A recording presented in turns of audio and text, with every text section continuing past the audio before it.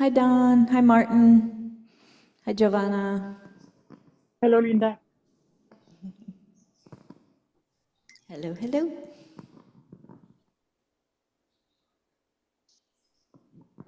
I think we're about ready to start.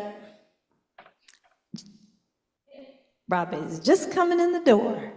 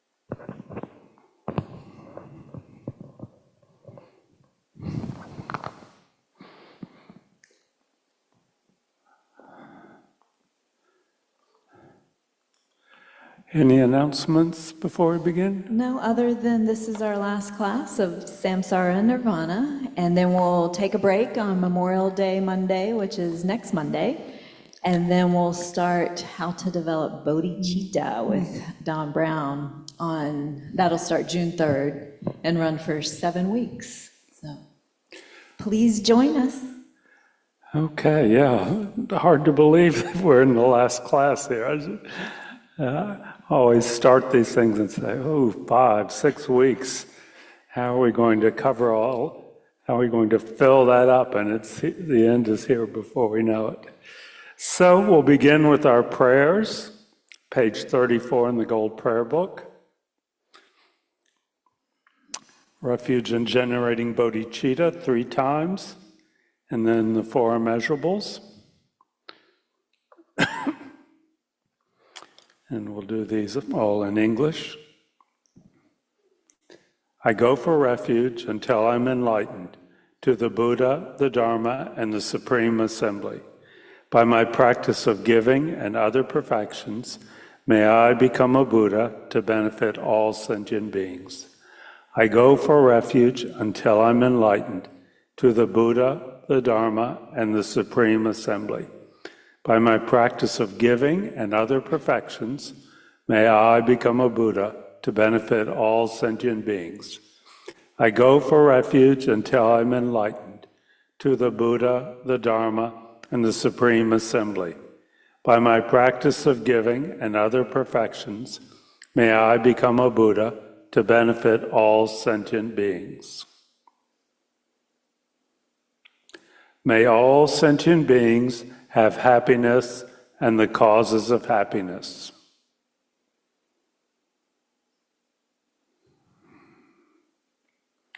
May all sentient beings be free from suffering and the causes of suffering.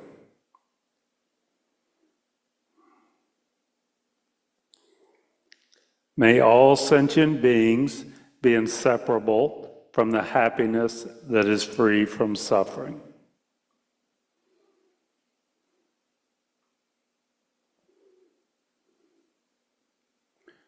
May all sentient beings abide in equanimity, free from attachment for friends and hatred for enemies.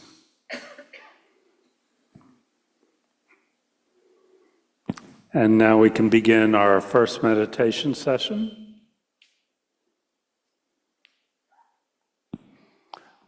Begin by establishing your posture. Whether you're sitting on a chair or on a cushion, your back is a little bit straighter than you normally sit.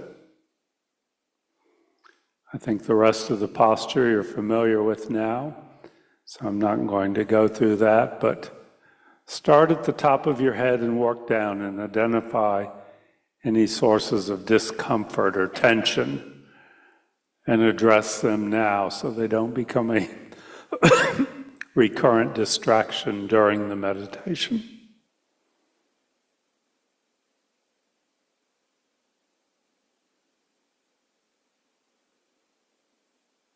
The point of the posture is that it's stable and really maintains itself. So once we establish it, we don't need to worry about it or pay attention to it. It just is self-maintaining.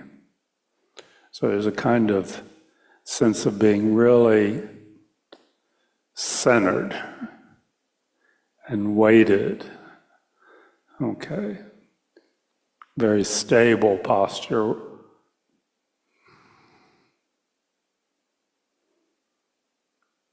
And to help settle your mind, just take 3 deep breaths from the abdomen. The stomach expanding on the in-breath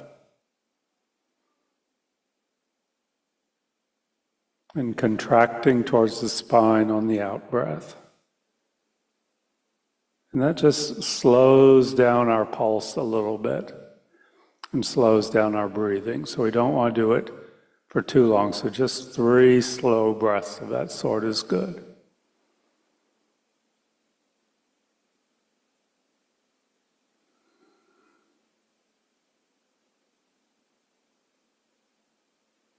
And now we allow our breathing to return to its normal pattern. And following on the prayers, we again set our motivation. And as much as possible, we generate the bodhicitta motivation, the wish to develop our mind, to develop our qualities of wisdom and compassion to the state of Buddhahood, so that we can be of benefit to all sentient beings. We want to help them, and we know how to help them. The 2 wings of the bird of compassion. So we generate that effort, that intention, that everything we do together tonight will be for that purpose.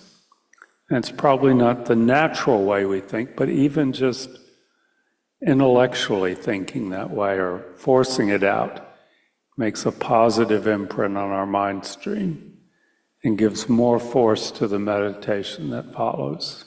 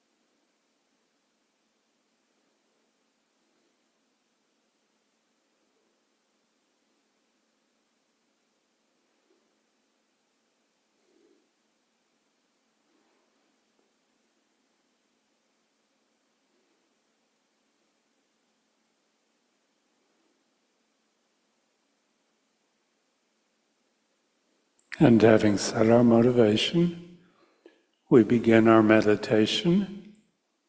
We'll start with some concentration meditation.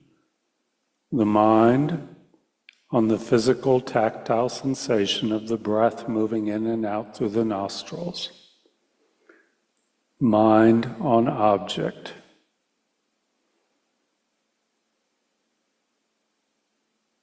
It's almost as if there is some force or charge that draws the mind to the object. The force may not be very strong, and our mind inevitably wanders off to other objects, and we just set those aside and come back to the breath over and over and over again.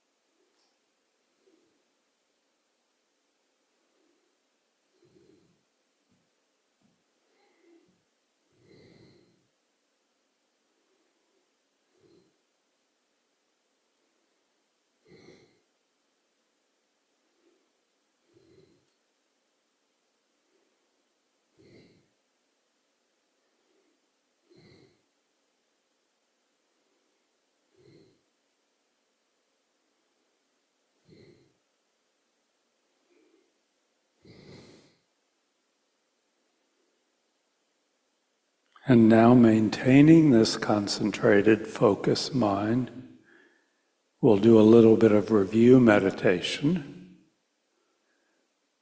We're just going to review the idea of the wheel of life. And though it's good to remember each spoke, I don't think that's the most important thing. But we want to have a concept of this wheel. Each turning of the wheel involves 3 lifetimes. There's our past lifetime, where because of our unawareness, our misunderstanding of reality, we perform actions of body, speech, and mind, karmic imprints, that are carried forward into this present lifetime.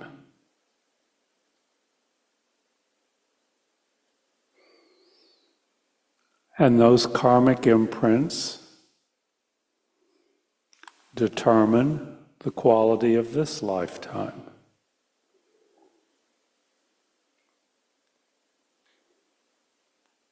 And under their influence, we have feelings that arise, feelings of I like this, I don't like this, or I don't care, that progress to craving and grasping, that make imprints on our mind stream, that at our time of death force us without choice into a future lifetime. So we're talking about this forced, largely uncontrolled cycle of imprints on our mind stream, circling us around and around and around into some lifetimes that are quite pleasurable in some ways, some that are much less pleasurable, but all are characterized by a feeling of dissatisfaction, of lack of fulfillment, if we're willing to be honest with ourselves. So just think about that for the next few minutes. That cycle that continues and continues and continues. And just review that in your mind so you're familiar with the concept.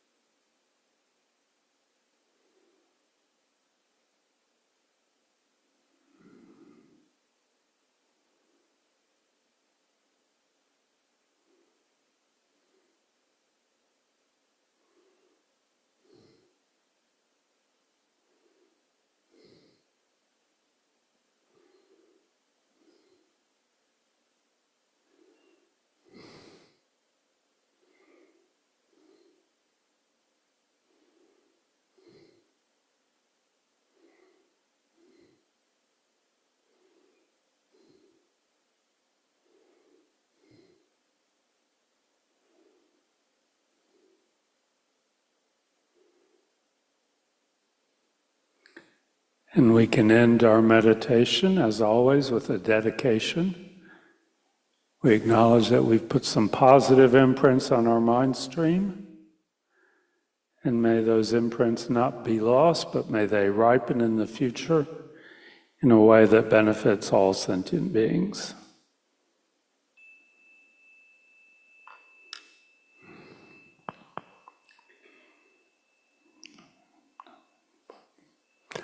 Okay. Let's see, can you pull up the Wheel of Life, Linda Breed? We're going to talk about, I just wanted to bring out one thing. Okay. Okay. 3, 4, 5, 6.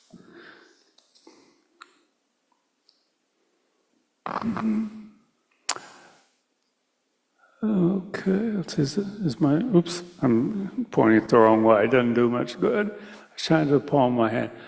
Okay, when I'm not leading one of this course, if you ask me to name all 12 links, I couldn't do it.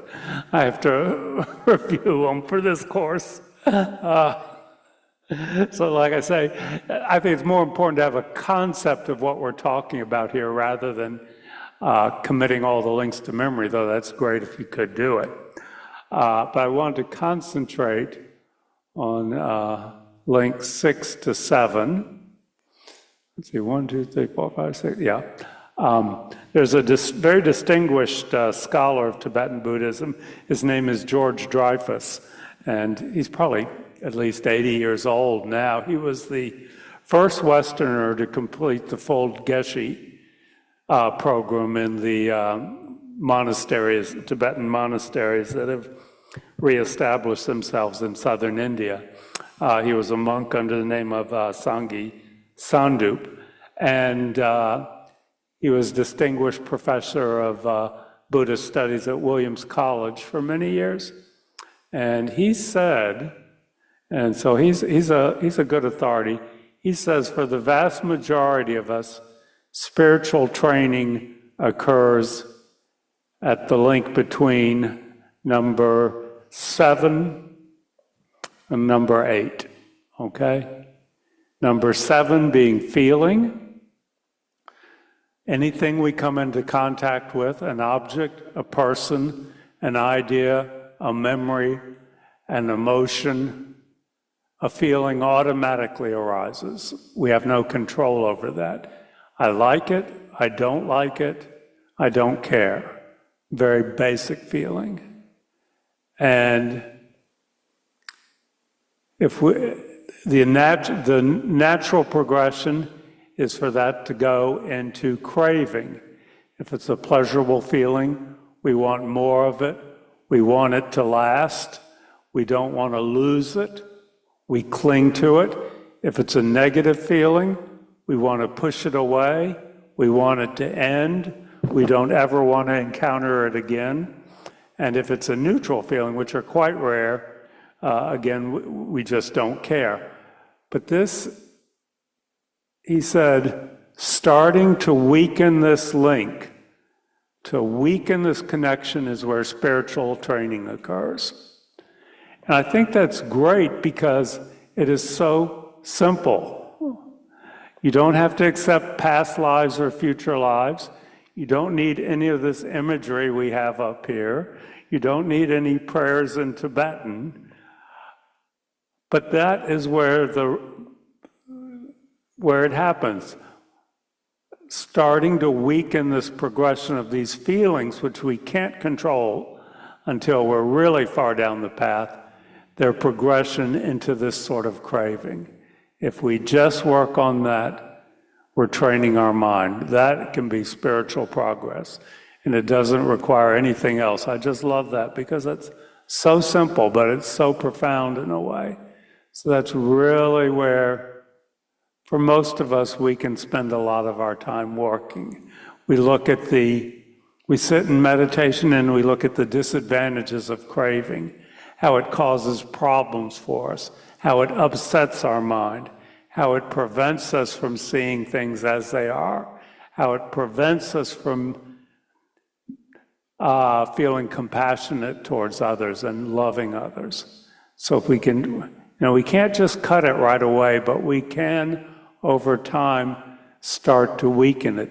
And that means starting first by being aware of our feelings, okay? Lots of times we don't even notice. It just is so natural. We don't even notice that we're feeling that way. So that we can also, in meditation, we can begin to look at our feelings. So I just wanted to emphasize that, okay? That's where the action for most of us is going to occur. And everything else we do here at Kadampa Center is really to help this kind of development, this kind of progress. And as His Holiness the Dalai Lama said in the video we were watching yesterday morning, don't look for progress over days or weeks. We're talking about years here for most of us, unless we're really highly realized. So I wanted to emphasize that. If you don't remember anything else about the wheel of life, remember that this connection here is where the action happens. Ultimately, we eliminate the negative mind states of attachment, anger, and ignorance. Ignorance or unawareness being the most pervasive one, the lack of seeing reality. And that leads us to the state of nirvana. Okay, you can turn that off. I think we're through with that, okay? There is a question online if you are open to questions. Okay, yeah. Don, go ahead and unmute and Hi, ask. this is Don Procopio. Can you hear me? Yeah. Hi. So this is kind of loosely related to what you were just talking about. Just wondering, can you comment on how the Buddha or any enlightened being or any being that's attained nirvana for that matter, how they experience or react to physical pain? Okay, yeah. Again, we're talking about things that most of us have no experience of when we start to talk about what the experience of nirvana or enlightenment is. Did everybody hear the questions? How does a Buddha react to physical pain? Okay, and my understanding, and this is where I'm supposed to say, oh, that's a good question for a geshe, which means punt. But my understanding is that with the mind of a Buddha, which is a mind that is completely wise and completely compassionate, the Buddha, everything the Buddha experiences is bliss. So there is an experience of physical pain if the Buddha has chosen to assume a physical form that can experience pain. There will be a physical experience of pain, but it does not disturb the mind. The mind stays in a state of bliss, completely calm and undisturbed. But again, that's way beyond my pay grade to discuss. In fact, everything we're going to talk about tonight is way beyond my pay grade. Sounds wonderful. Yeah, okay, yeah, it does, doesn't it? Yeah. I think the thing is that, both nirvana and enlightenment, they're not states of non-feeling, okay? They're states of incredibly blissful experience, continual blissful experience, okay? It's not a state of just being neutral or being a bowl of oatmeal or something. Okay, so say we've gotten... No, say we've gotten out of samsara, okay? We're at a state of nirvana. Does anybody remember what the definition of nirvana was?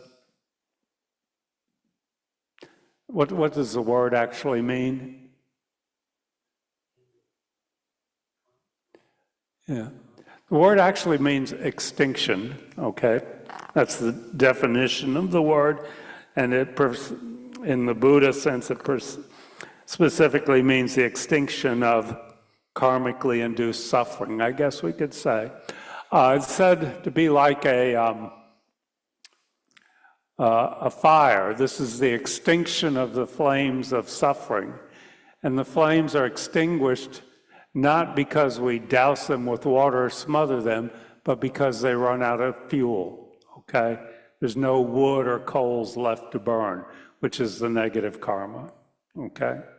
So it's the end of the cessation of suffering due to the lack of the end of negative karma that causes us to suffer. So that's very simple. So of course they didn't leave it there. They have to divide it up into different types of nirvana. And I just wanted to talk a little bit about this. Again, this is where I'm really getting above and beyond my pay grade. But these are terms that you may come across, so I want to at least introduce them. When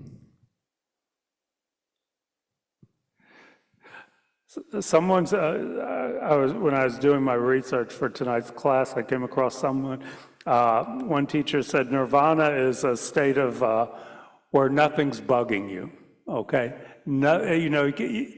There's nothing irritates you, nothing bugs you, okay? You're just blissed out and nothing bugs you. I thought that was an interesting way of describing it. In another way, there's no dissatisfaction. We think about no suffering, and that sounds really heavy, but if you just think about nothing bugs you, that's the state of nirvana. It's a nice place to be.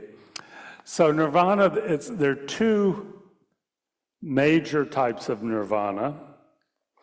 The first is referred to as natural nirvana. Second one is referred to as acquired nirvana. Natural nirvana refers to the ultimate nature of our mind. Okay, so this is when it gets a little jargony. And so when we're talking about the ultimate nature of our mind, what are we talking about? What's the word that always comes up?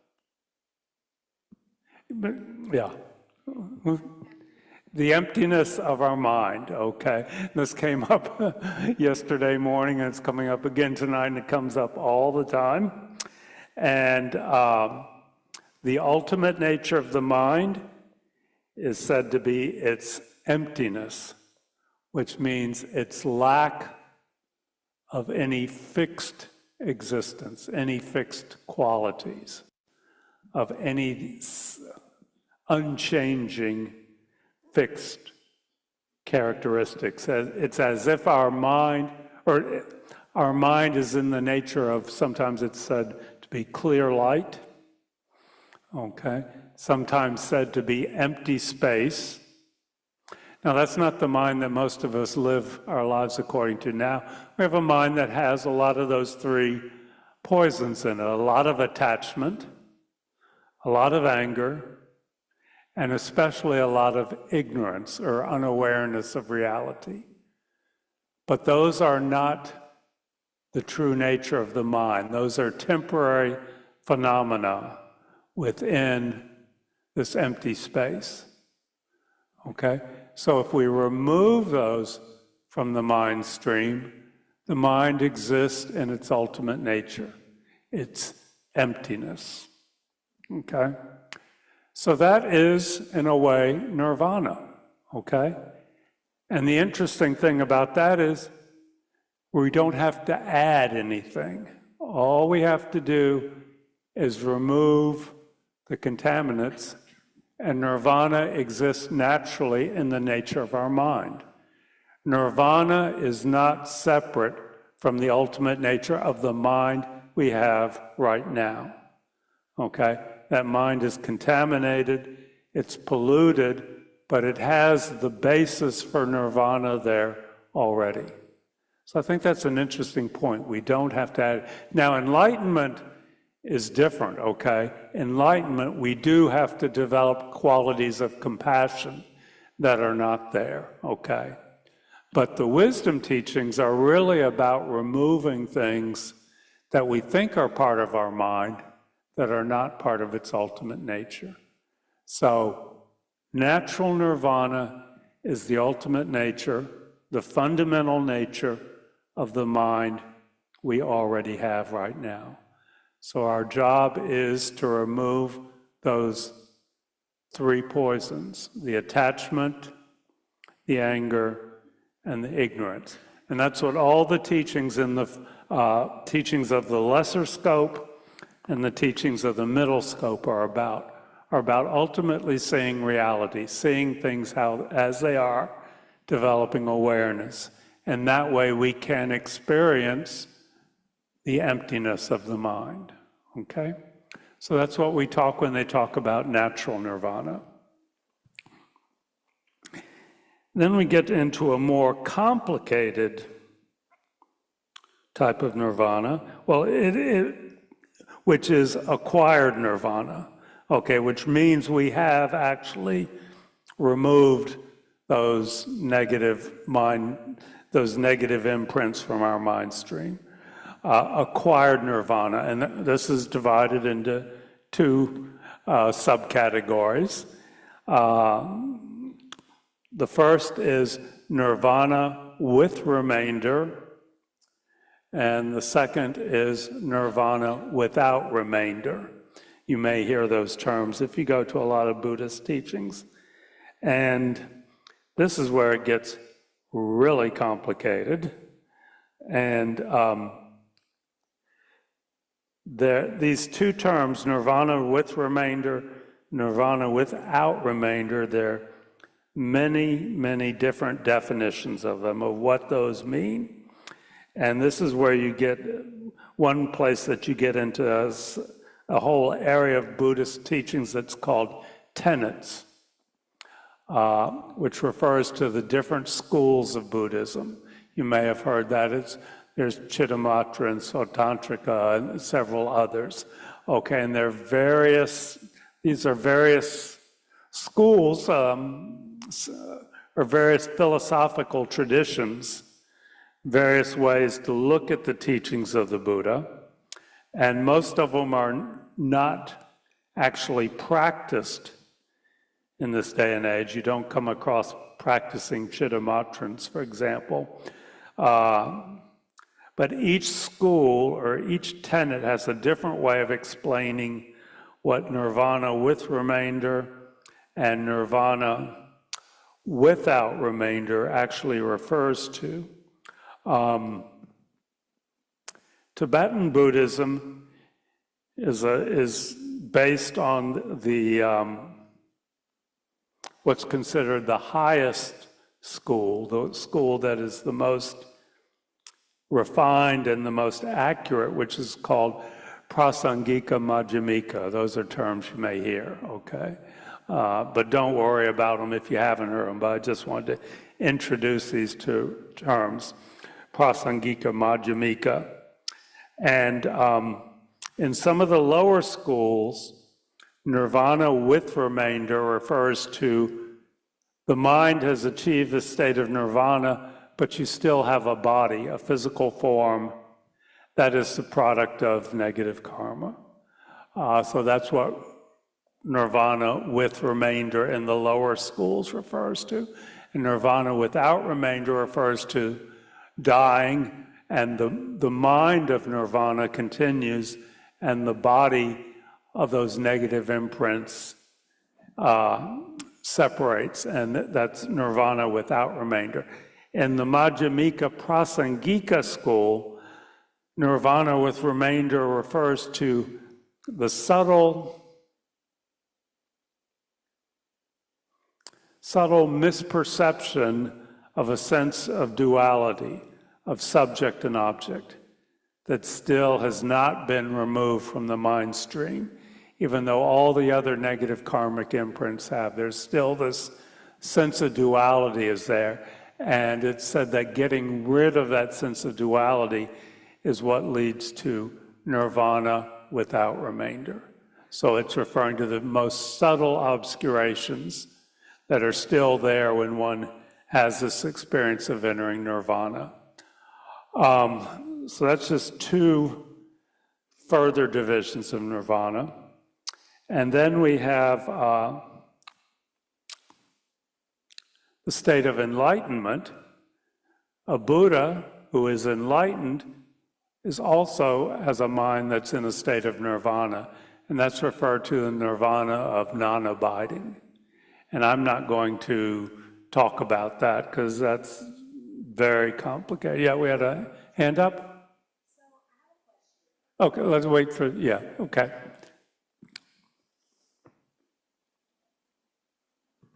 So I have a question. It's kind of two questions. One, would you say that like a newborn baby is in that state of natural, is that what you said, natural nirvana? Natural nirvana. Or are they automatically, is the human body automatically like environmentally polluted?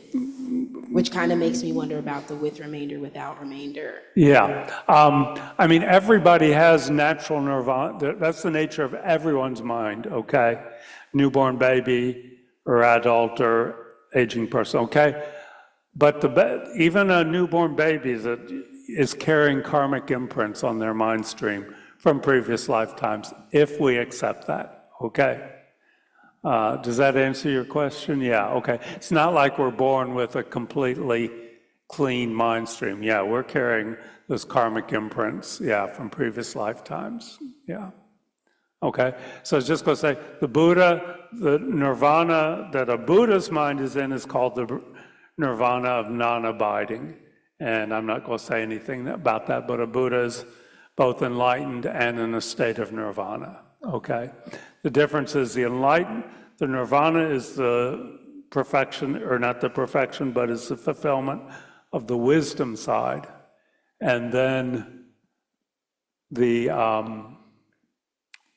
enlightenment is the combination of that with the development of the compassion side. And they're presented in that order in the teachings, but most of us are working on both of them at the same time and go back and forth.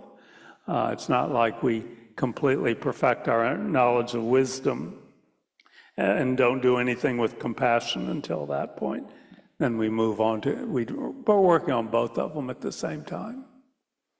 Okay? Any other questions or comments?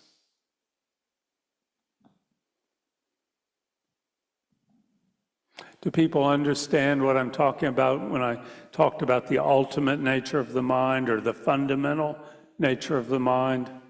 Okay, that's the basis for really acquiring nirvana. The fact that the mind is empty, that is what allows it to change, okay? That is what makes nirvana and enlightenment a possibility. If the mind were not empty, if it had permanent fixed characteristics, we'd be stuck. Okay, and this is where Buddhism, I think, is really a very optimistic philosophy, as opposed to its reputation as a gloomy philosophy, in that anything is possible because of emptiness. If our mind and other objects and other people and everything were not empty, enlightenment would not be a possibility. We'd be stuck. And it's important to remember that nirvana and enlightenment and the Buddha and the Four Noble Truths are all empty also. Okay? All phenomena are empty. There is no phenomena that does not have emptiness as its ultimate quality, as its fundamental nature, that it lacks, this clock and the Buddha, their ultimate nature for both of them is their emptiness, their lack of any permanent, unchanging, fixed existence. They are empty of that, okay? And the emptiness of our mind is natural nirvana, but we can't perceive it now. We have to remove things from it, okay? We don't have to put anything into it to experience nirvana. We just have to get rid of what's disturbing and confusing. Okay? Question, yeah. I've given Martin a headache.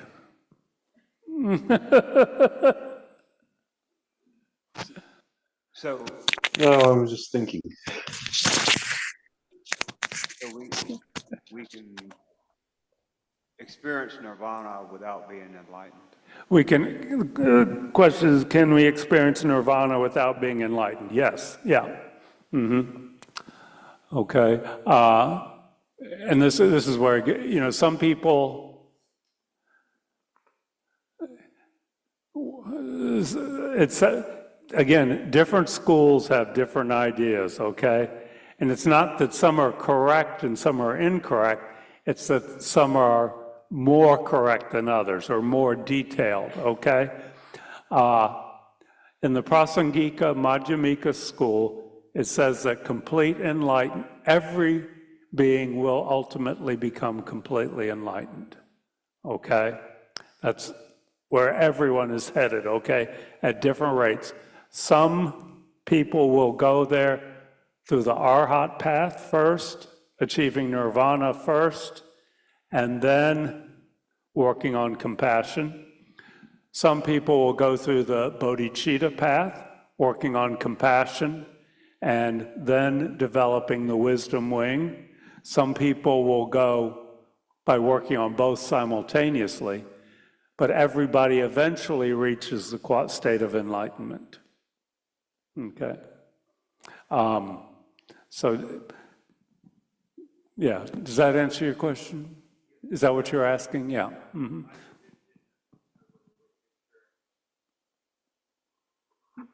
Yeah, a Buddha is always experiencing nirvana also. You can't be a Buddha without experiencing nirvana. Now, you can be in nirvana without being a Buddha, okay? Yeah, comment? Yeah, a question. So is nirvana seen as can it be seen as a temporary state where you can blip in and blip out of it and experience it, or is it considered a permanent state, a fixed state? Oh, that's a that's a good question.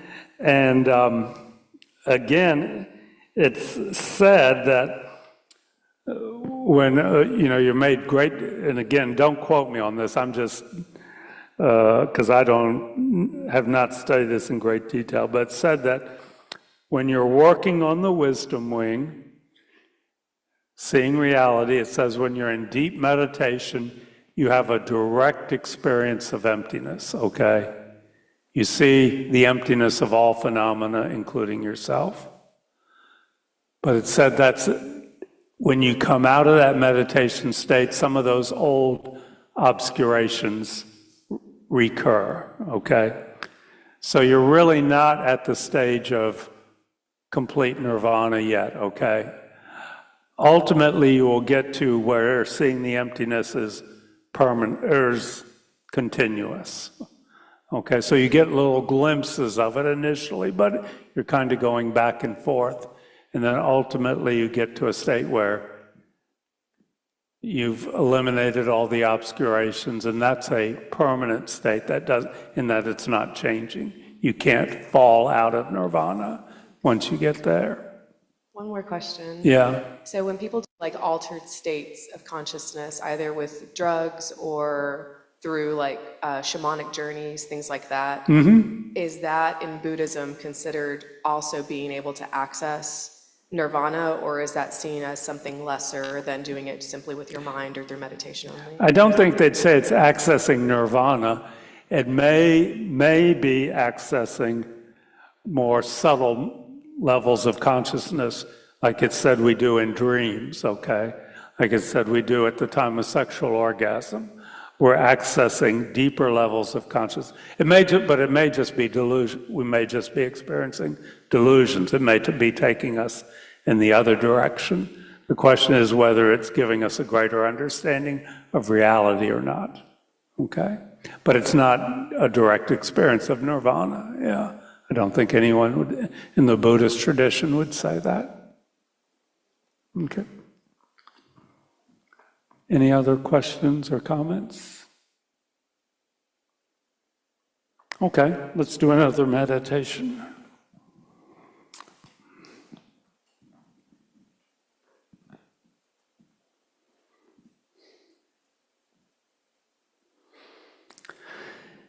Establish your posture.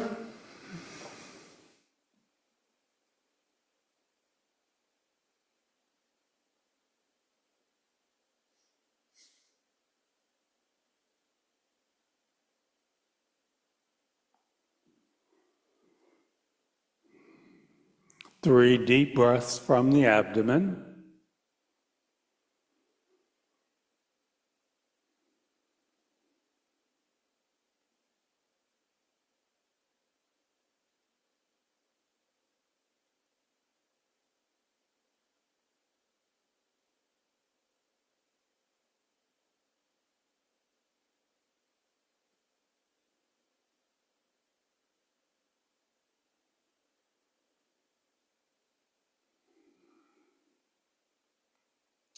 Establish the bodhicitta motivation.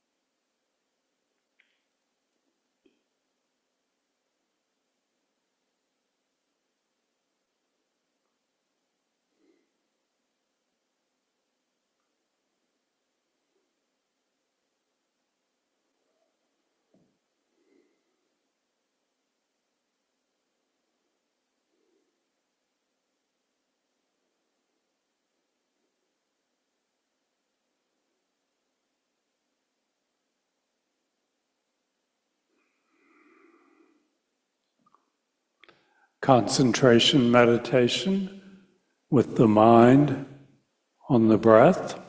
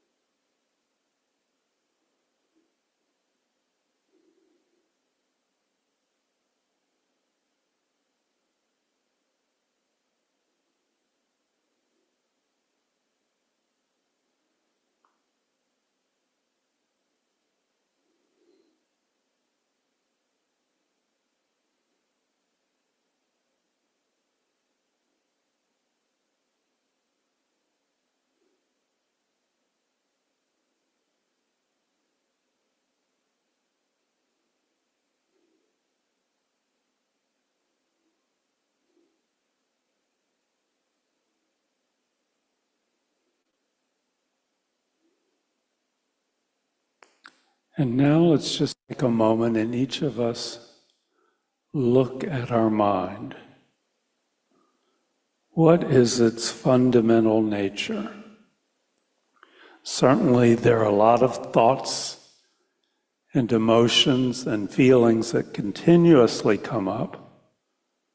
But what is the nature of the mind itself? The space in which those thoughts arise and occur and are experienced. Does it have any fixed qualities? Or is it lacking in those qualities? Is it empty of those qualities?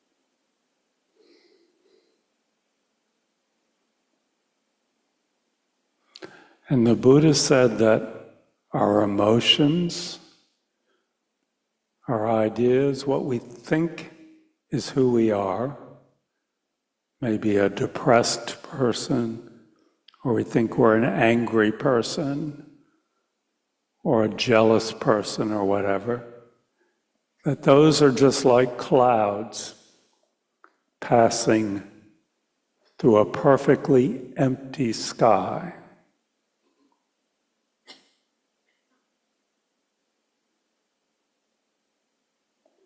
And if we remove those clouds from the sky, the perfectly empty sky,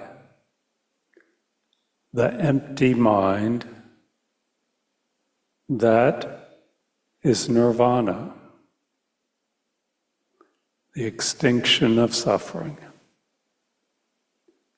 Because the direct experience of the nature of the mind in and of itself is a blissful experience. Seeing things as they are is said to be blissful.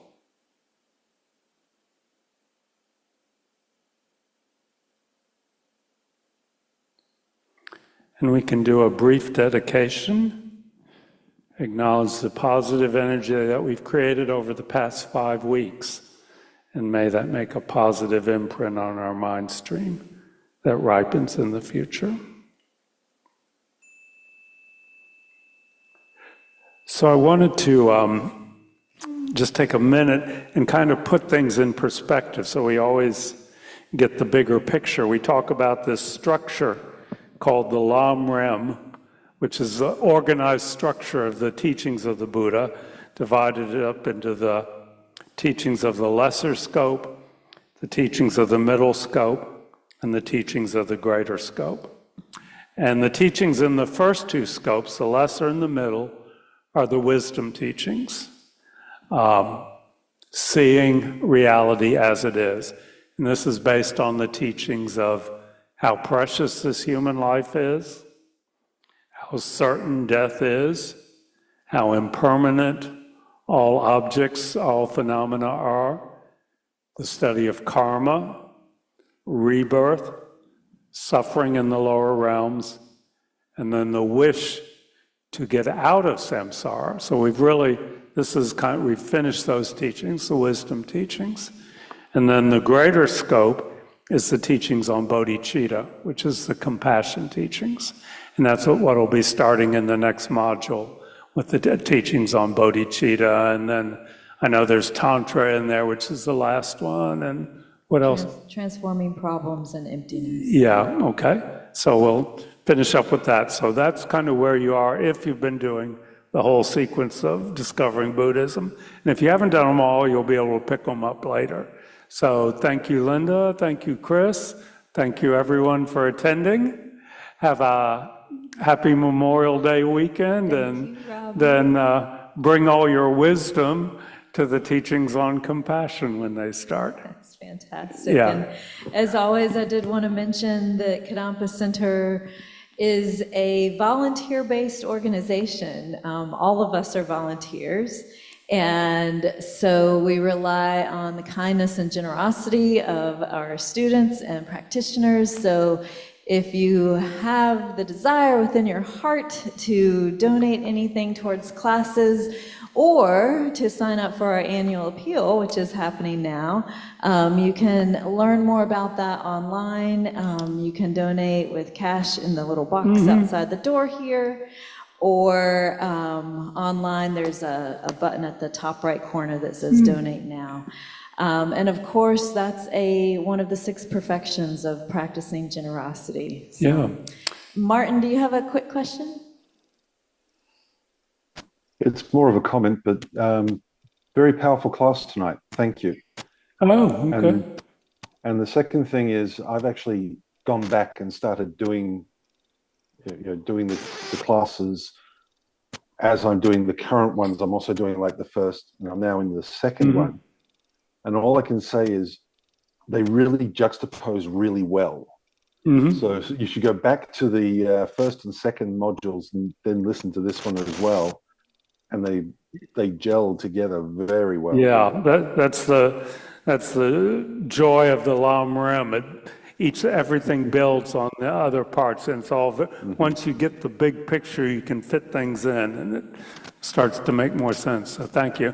And our spiritual program is going to go back to a little bit quieter for the next couple months, I think, after a couple weeks of overdrive, right? About 4 months. Yeah, okay, yeah. Since the end of January, but it's been absolutely wonderful. Yeah, Incredible. okay, We've yeah. had a lot going on this spring, so there's a lot to rejoice in, Yeah. a whole lot to rejoice in. Yeah, okay, thank you. Thanks, Robbie. Yeah. Thanks, everyone. Thanks very Thanks, much. Robbie. Thanks, Linda. Thanks, Chris. Have a good Memorial Day break. It was great. Thank you. Thank you, bye. Rainey's at Land of Medicine Buddha.